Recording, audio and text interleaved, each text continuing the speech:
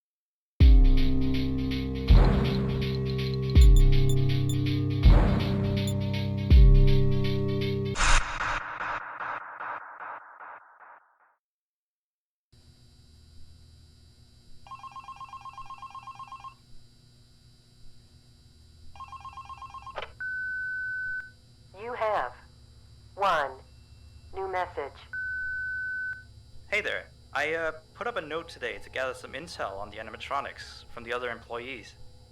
Just to get a list of the issues we've had with them. They've written down some stuff here for you. So let's see. Alright, so obviously the animatronics walk around at night. You know that by now. They try to get to places they shouldn't be. Yep. They act weird after dark. Yep. They don't like adults. I mean, I suppose. They always seem nice around children. Around us employees, they just kinda stare at you. I always thought they just hadn't been coded to interact with anyone other than children. But some of the other employees have felt threatened by them now and then. But I know that some of them are also superstitious morons. So who knows if they just became scared when the animatronic looked at them in the eyes or something. Anyway, one last thing on the list here. The last penguin interferes with the system. There's a sentence I never thought I'd say. We have these penguin animatronics as waiters. They take people's orders and whatnot. We used to have 3 of them, but 2 of them broke down and haven't been fixed yet. I think they're referring to the 3rd penguin that still works, or, well, apparently it doesn't quite work. So yeah, definitely don't let him into the office. His presence alone could probably destroy our systems. Well, that'll be it for now. I'll be sure to leave another message for your next shift.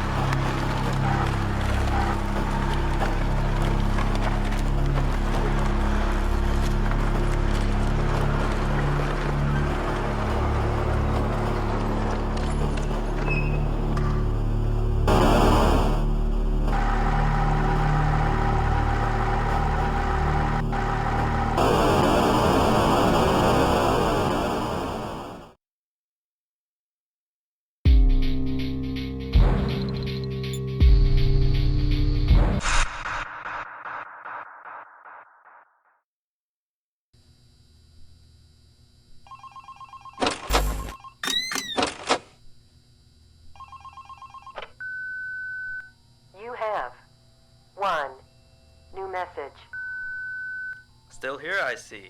Awesome job these last 2 nights. You're already way better than our previous night guard. He didn't even stand 2 nights before he brought a wrench to his shift and tried to destroy one of our animatronics. The animatronic in question is the Blank character, the one in the drawing room on camera 11, I think.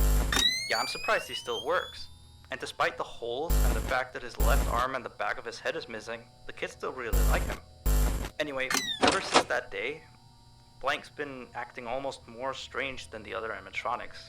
Like, among other things, he seems to have developed this fascination with getting into the office through the ticket booth. And I guess he can't see the glass or something. So yeah, keep an eye on him. If you see him heading for the ticket booth, just shut the door in his face, and then he'll find something else to do, I guess. Oh, and by the way, ever since that new Freddy Fazbear's Pizza closed last week, we've been getting more and more customers during the day. So next week, if you're up for it, we could push you on the day shift. Think it over. We'll talk later.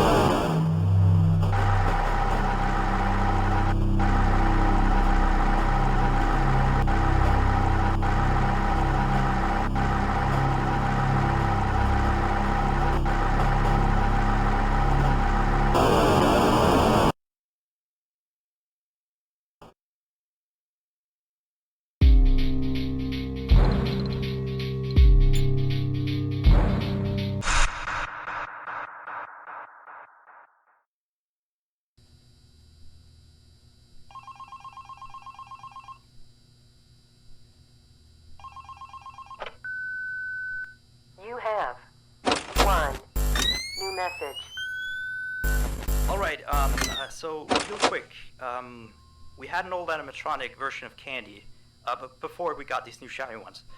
Anyway, he was supposed to be out of commission ever since he was involved in this incident with a customer. An adult customer, luckily. Not a child. Not that the children aren't safe here, that's not what I...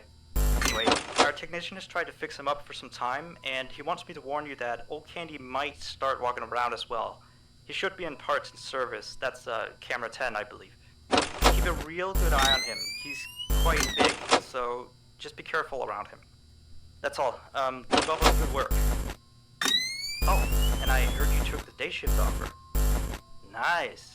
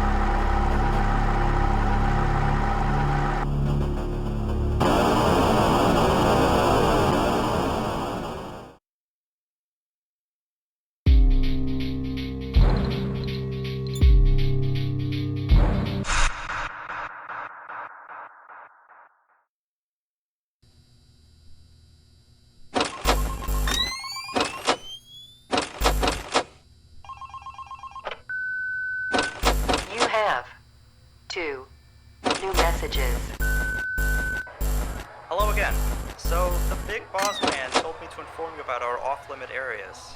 I know that sounds kind of silly since you're supposed to be guarding the place, but the manager's adamant that we don't go where we're not supposed to be. He's mostly talking about the rules that aren't on your little mini-map. And they aren't on the map because it apparently isn't any of your business. Or ours, for that sake. Like that extra room next to the parking service room. I believe you can see the door from camera 9. Ah, yes. Thank you. Here, keep the change.